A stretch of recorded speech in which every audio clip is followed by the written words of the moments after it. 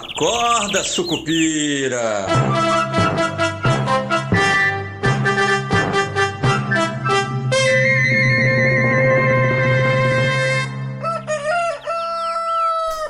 Bom dia, pessoal. Sejam todos muito bem-vindos, sejam todas muito bem-vindas. Esse é o nosso Acorda Sucupira do dia 12 de 2025. Eu sou Rodrigo Oliveira e hoje é segunda-feira não, sexta-feira, meu povo. Sextou. E sextou depois de uma quinta-feira meio morna, né? Meio pessoal ali, como é que se diz? Cozinhando as decisões, né? Digerindo as decisões do Fed, do Federal Reserve e do Banco Central Brasileiro, né, as decisões de juros. Lembrando que o Fed decidiu pelo corte com três dissidentes, como eu mostrei ontem lá na live do YouTube. Dois dissidentes que eram contra o corte, que queriam manter a taxa onde estava, e o Stephen Byron, que era ex-assessor aí econômico do Trump, que sempre defende um corte mais amplo, né, o 0,50 de corte. E depois disso, o mercado meio que está se adaptando a esse novo momento, né? Aparentemente, né, o Powell deixou isso um pouco implícito, que agora a gente tem uma pausa, né? O mercado também está precificando isso. Aquela ferramenta da Bolsa de Chicago também mostra isso. Eu mostrei isso para vocês ontem. O Fed, o dot plot do Fed também aponta para dois cortes no máximo no ano que vem, entre um e dois cortes, depende de como você olha ali aqueles pontos. Eu até mostrei para vocês também na live de ontem, e ficou essa coisa dessa. O pessoal diz que é uma dissidência silenciosa, né? A Bloomberg usou essa expressão, que eu acho que faz muito sentido, né? Tem muita gente ali no Fed, porque o Fed ele tem os 12 votantes, mas ele tem mais membros que participam das discussões, né? Então, antes da votação, tem uma discussão mais ampla com mais pessoas, e lá no dot plot você vai ver que tem mais de 12 pontos, então mais de 12 pessoas que se manifestam.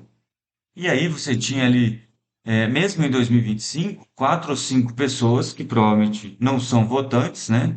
Ou não, seis pessoas, na verdade.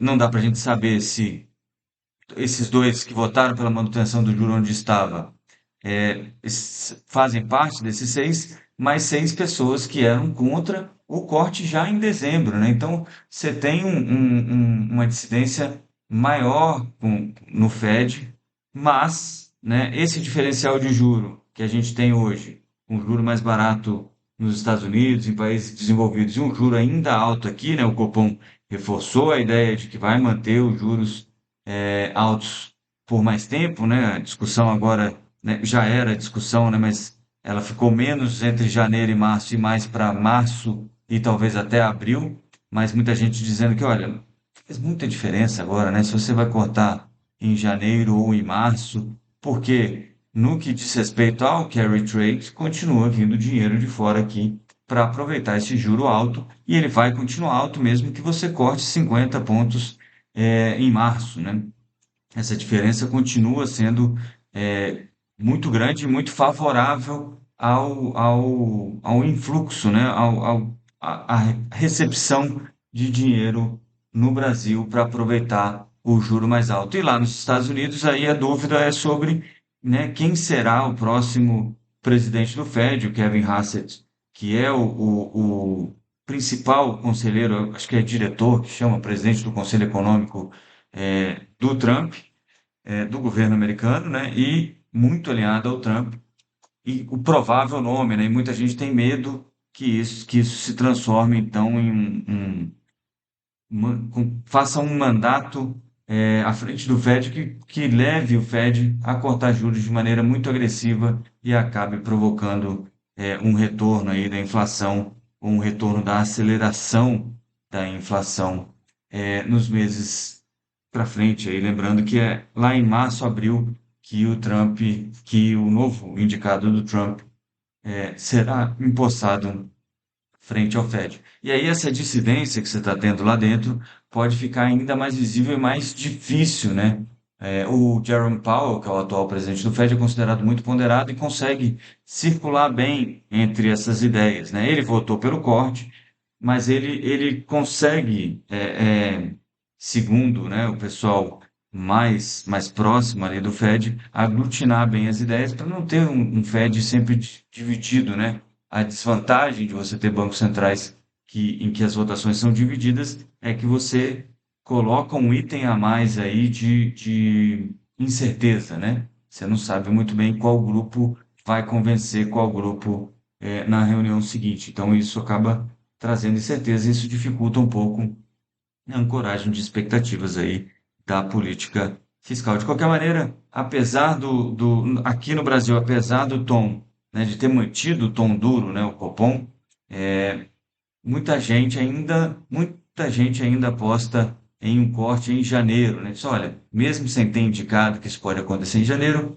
o Banco Central tem espaço para fazer isso em janeiro. Não me parece que seria a forma como o Banco Central quer trabalhar, né? O Galípolo tem sido muito cuidadoso, nessa transmissão dessa mensagem, né? Então ele provavelmente vai sinalizar antes do corte, o que para mim já significa que janeiro não está mais na mesa. E aí a gente já vai estar trabalhando com março e abril para ver o corte. Enquanto isso, né, a Bolsa Brasileira subiu 0,07% ontem, chegou a se aproximar mais dos 160 mil pontos, agora fechou em 159, 189, mas acabou voltando, acabou perdendo força, né? Nos Estados Unidos, a Nasdaq caiu 0,35, muito aí em função do resultado ruim da Oracle, né? A Oracle caiu, chegou a cair 11, 12% durante o dia, depois voltou, fechou aí em queda próxima a 10%, mas acabou contaminando aí boa parte da Nasdaq, principalmente em função desses custos com o IA, né? E talvez que não consigam ser pagos porque vão ficando muito caros, e aí de novo você volta para aquela história de será que é uma bolha, será que não é? E pelo sim, pelo não, muita gente realizou lucro aí, 0,35 de queda na Nasdaq, então ontem, que fechou os 25.686 pontos. O S&P 500, por outro lado, subiu 0,21 e ficou em 6.901 pontos. Dos dois destaques aí que a gente pode falar do Ibovespa ontem, Vale, né, que subiu 1,67, se não me falha a memória, deixa eu só achar aqui, ó. Vale, subiu 1,32% ontem, né, alcançou aí R$ 72, que é um patamar que fazia tempo que a Vale não voltava, muito nessa expectativa de que possa haver aí alguns estímulos chineses, né? Do lado contrário, né, que também muito pesada na bolsa, a nossa querida Petrobras, que recuou, deixa eu ver se eu acho aqui, a Petrobras recuou, Petri 4 recuou 2,13 e Petri 3, a ação ordinária, recuou 2,03, com a queda do preço do petróleo depois que a OPEP refez ali os cálculos para quem está fora do quartel para produzir mais. Então, você tem um excesso de oferta que o pessoal tem falado já há muito tempo, e aí o preço do petróleo acaba caindo. Agora, nesse momento, na minha tela aqui, 0,75 de queda para o petróleo tipo Brent, né? O barril saindo a US$ 61,08, o minério de ferro a 105,35, né? Que é um patamar aí, chegou a bater 107 recentemente e voltou. Enquanto isso, né, é, como é que se diz, receios renovados com inflação, em função da recompra, né, de uma espécie de quantitative easing lá nos Estados Unidos, né, do Fed, a expectativa com um novo presidente do Fed, tudo que está acontecendo no mundo, o ouro voltou a subir, hoje subindo 1,25 a 4.332, se aproximando aí daquele recorde de fechamento que ficou aqui nos 4.000, deixa eu só achar aqui, 4.400 mais ou menos, né? 4.300.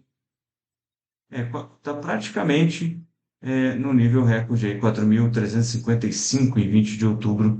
Se o meu gráfico estiver correto aqui, deixa eu só ver se eu acho aqui, 4.355 exatamente. Lá no dia 20 de outubro e hoje a 4.333, então apenas US$ 22 do recorde histórico, o ouro aí, a onça Troy do ouro. O Bitcoin praticamente estava a 92.388 dólares, e o dólar chegou aí, balançou, etc. e tal, mas fechou próximo da abertura a 5,41 reais, né? Cotada a 5,41 reais por aqui. Bom, então é isso, não tem muita coisa acontecendo na política, mas nada que faça muito preço, né? A história da candidatura do Flávio Bolsonaro, dizendo da importância, né, numa entrevista que ele deu ontem, da importância do alinhamento dele com o Tarcísio, mas tudo isso ainda está muito cedo e por enquanto não está fazendo mais preço. Uma outra notícia também aqui do âmbito meio político, meio econômico, é que o Fernando Haddad sinalizou que vai deixar o ministério para fazer campanha para o presidente Lula. Ainda ninguém sabe muito bem o que isso quer dizer, né? Se ele vai ser candidato ao governo de São Paulo ou qualquer coisa parecida, mas ele disse preferir cuidar da parte de planejamento, né? Como é que se fala?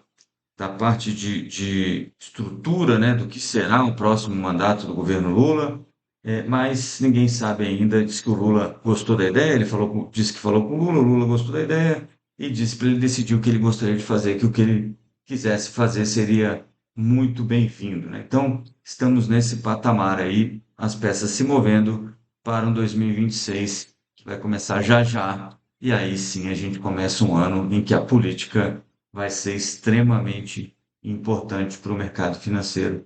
Afinal de contas, tem muita gente aí esperando uma sinalização de que a situação fiscal deve melhorar, né? Ou pode melhorar, que vai ter alguém mais responsável, fiscalmente no país no próximo ano. Então, a gente está nesse pé, nesse momento. Só para terminar aqui, lembrar vocês que na semana que vem estarei de férias, portanto, não teremos o podcast, não teremos as lives, mas eu volto na semana seguinte, então dia 22, se não me falha a memória, deixa eu até dar uma olhadinha aqui, dia 22, segunda-feira, com o podcast, e 23 com a live. No dia 24, a gente provavelmente não vai ter nada, mas entre o dia 22 e 23 eu aviso vocês. E aí voltamos no dia 26, 29 e 30.